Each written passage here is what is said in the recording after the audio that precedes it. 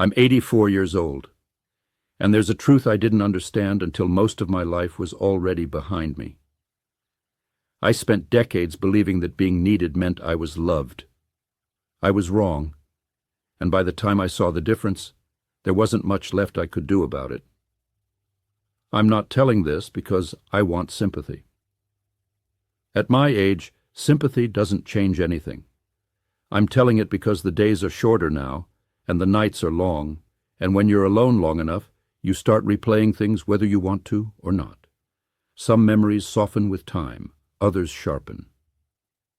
I wake up early most mornings, not because I want to, but because my body does it on its own now. The house is quiet in a way that feels permanent. No footsteps, no voices calling from another room. Just the refrigerator humming and the clock in the hallway reminding me that time is still moving, even if my life feels finished. People think loneliness looks like crying. Most of the time, it doesn't. It looks like making 1 cup of coffee instead of 2. It looks like no one asking how your day was, because there's no one left to ask. It looks like realizing you could disappear for weeks before anyone noticed. I used to be surrounded by people. That's the strange part. I was always needed, at work, at home, in my community. People depended on me, leaned on me, counted on me. I wore that like a badge. I thought that was love. When I was younger, in my 20s and 30s, I was proud of how much people needed me. I was the one who stayed late, the one who solved problems, the one who didn't say no. If something broke, I fixed it. If someone was struggling, I stepped in. I told myself that this was what a good man did. I had a wife who trusted me completely. I had children who assumed I'd always be there. I had co-workers who called me indispensable. And every day I chose the places where I felt most useful. It never felt like neglect at the time. That's important to say. I didn't wake up thinking, I'm going to push my family aside today. I woke up thinking, just one more thing to handle. Just one more responsibility. I always believed I'd make it up later. I missed dinners, but I brought home stories. I missed school events, but I paid for them. I missed quiet moments, but I provided security. And when anyone seemed disappointed, I told myself they didn't understand the pressure I was under. One day they would thank me. My wife used to wait up for me. Not every night, but often. She'd sit at the kitchen table with a book she wasn't really reading. I'd come in tired, distracted, already thinking about the next day. She'd ask how work went, and I'd talk. I talked a lot. About problems. About plans. About what needed fixing. She listened. She always listened. What she didn't do, and what I didn't notice, was talk as much herself. Her stories grew shorter. Her questions fewer. I thought that meant we were comfortable. I didn't realize it meant she was learning how to be alone while married. There were moments I still remember clearly.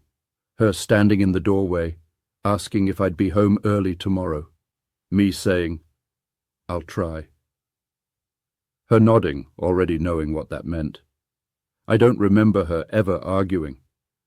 That should have worried me more than if she had. With the kids, it was similar.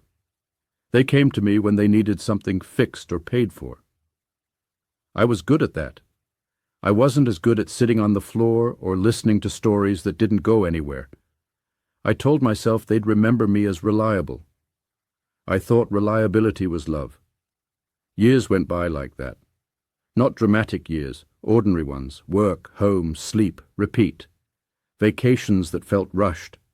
Holidays where I was half present. Conversations that ended with, we'll talk later. Later is a dangerous word. It sounds patient. It sounds responsible. It sounds like time is something you can store on a shelf. The cost didn't come all at once. It came in small ways. My wife stopped waiting up. The kids stopped asking if I'd come. Friends stopped calling first. I told myself this was normal. People grow independent. That's good. right? What I didn't see was that independence had replaced closeness, and I had trained everyone around me to need me for tasks, not for presence. The turning point didn't arrive with fireworks. It came quietly, the way most important things do. My wife got sick when we were both already older. Not suddenly, not dramatically, just a slow unraveling. Doctor visits, medications, adjustments. I stepped into caretaker mode like it was a job. I organized schedules. I handled insurance. I made sure things ran smoothly. One afternoon, while we were sitting together in the living room, she looked at me and said, "You're very good at taking care of things." I smiled. I took it as a compliment. Then she added softly, "I wish you'd sit with me." I sat, but even then, I didn't fully understand what she meant. I held her hand. I stayed longer. I tried to be more present. But years of distance don't disappear because you finally notice them. She passed away on a quiet morning. I was there. I did everything right, according to the rules. But after the house filled with silence, I realized something I'd never let myself think before. I didn't know how to be loved without being needed. Once she was gone, no one needed me the way they used to. The kids had their own lives. They checked in, but they didn't lean on me. Work had ended years earlier. The phone stopped ringing. And that's when it hit me. The attention I had mistaken for love was conditional.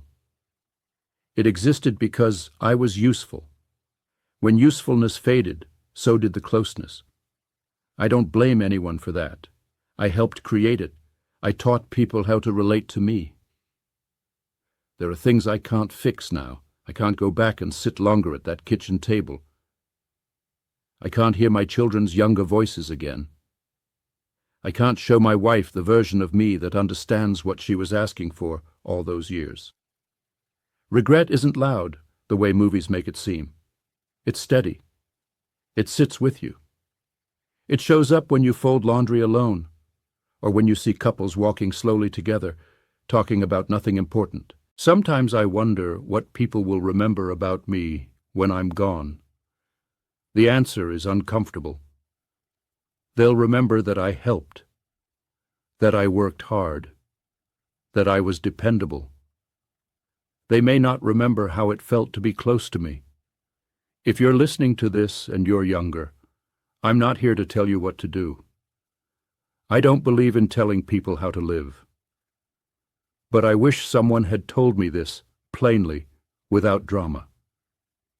Being needed can keep you busy for a lifetime.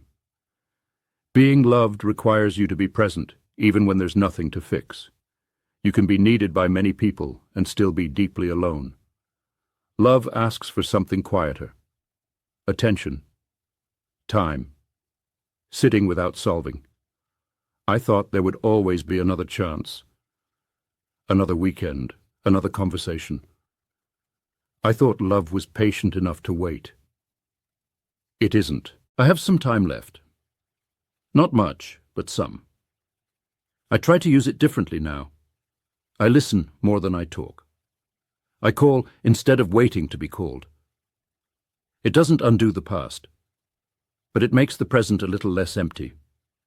If this meant something to you, maybe sit with someone tonight. Not to help them. Not to fix anything. Just to be there. As for me, I'll finish my coffee, watch the light move across the room, and be grateful for what I did have, even if I understood some of it too late.